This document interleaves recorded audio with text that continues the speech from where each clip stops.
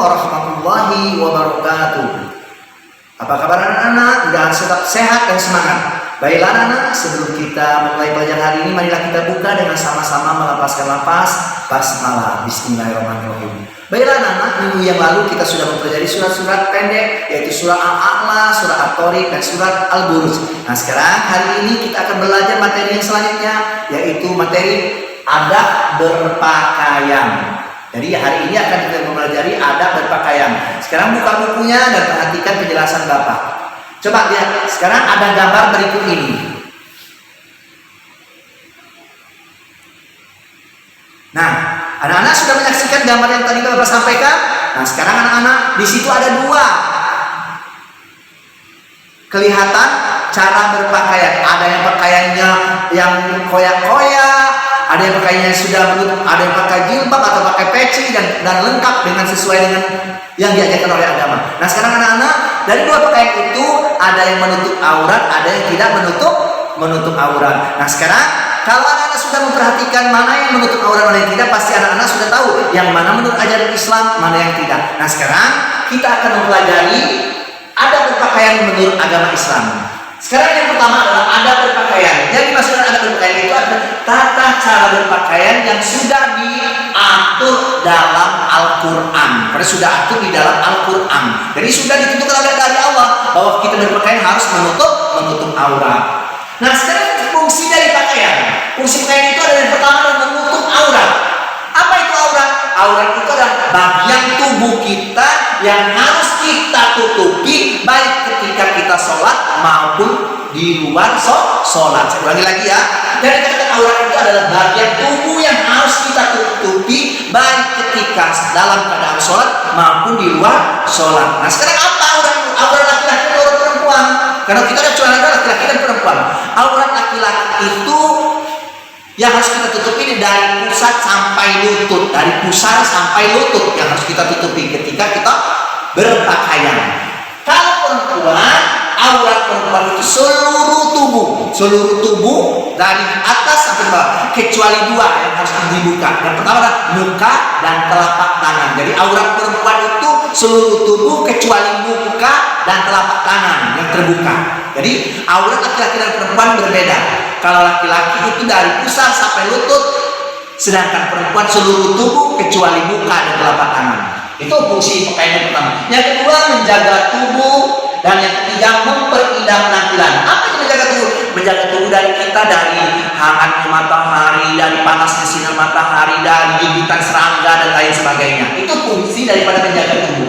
Sedangkan memperindah penampilan itu orang yang berpakaian yang menutup aurat itu kelihatan bagus, indah, menarik.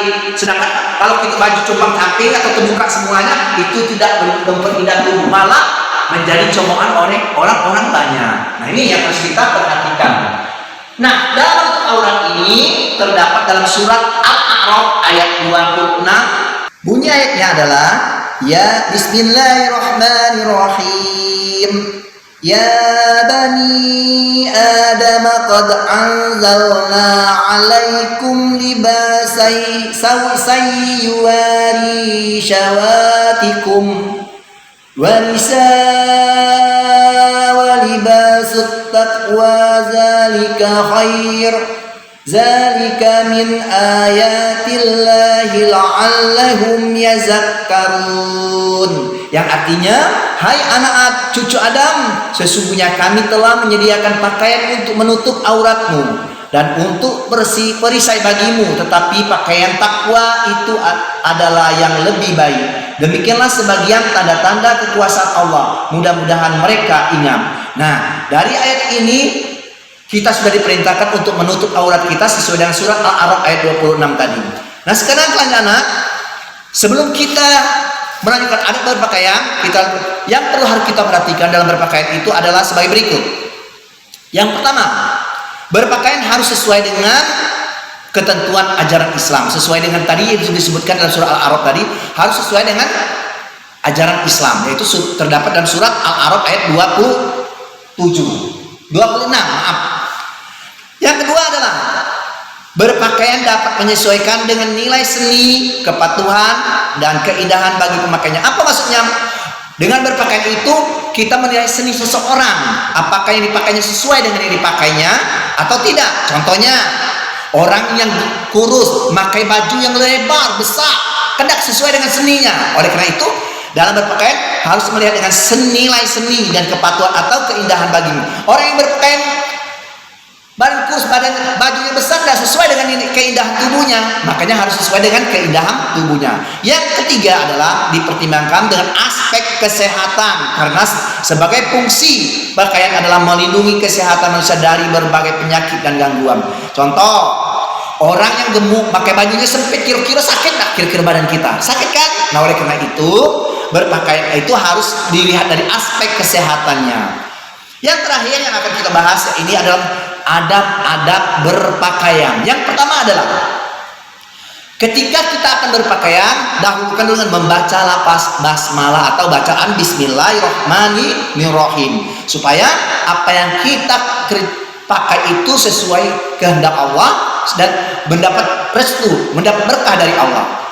Yang kedua, ada berpakaian yang kedua adalah memakai pakaian, dahulukan anggota badan yang paling kanan. Jadi kita pakai baju harus yang sebelah kanan dulu, tangan kanan dulu, baru yang sebelah kiri. Begitu juga celana, pakai celana tangan kaki kanan dulu, baru kaki kiri. Itu ada berpakaian yang kedua. Yang ketiga, bagi laki-laki tidak boleh memakan pakaian yang bahannya dari sutra dan emas. Kenapa? Karena sutra dan emas itu untuk perempuan, karena untuk keindahan perempuan. Kenapa sutra? Karena sutra itu lembut dan halus. Jadi untuk laki-laki tidak dibolehkan untuk memakai pakaian bahannya dari sutra atau emas. Yang keempat ada ini yang pertama, yang utama sekali, yaitu menutup aurat. Seperti dijelaskan tadi, menutup aurat itu wajib bagi laki-laki dan perempuan sesuai dengan ketentuannya. Bagi laki-laki adalah dari pusar sampai lutut, sedangkan perempuan adalah seluruh tubuh kecuali muka dan telapak tangan. Yang ketiga adalah pakaian kondisinya harus bersih, terbebas dari najis, terbebas dari kotoran. Kenapa? Suatu waktu kita bisa melakukan sholat atau di tengah jalan atau di mana, kita tidak perlu lagi merasa ada kotoran di badan kita atau ada najis di badan kita. Yang keenam adalah berpakaian, melepas pakaian itu dahulukan dari anggota tubuh kita yang paling kiri. Jadi kalau mulai yang paling kanan, dan yang terakhir, kalau kita mau lepas berpakaian, dahulukan yang tangan dari yang sebelah kiri. Nah, inilah anak-anak ada berpakaian yang harus kita pelajari. Ini teman sepele, tapi kita harus melakukannya dari sedini mungkin, supaya kita sudah biasa melakukan hal-hal yang baik menurut ajaran Islam. Demikianlah materi kita hari ini. Mudah-mudahan anak dapat memahaminya dan dapat memaklumi dan melakukan pelaksanaannya dalam kehidupan sehari-hari. Nah, anak, marilah kita tutup dengan sama-sama melepaskan lapas hamdalah alhamdulillahi rabbil alamin. Wassalamualaikum warahmatullahi wabarakatuh.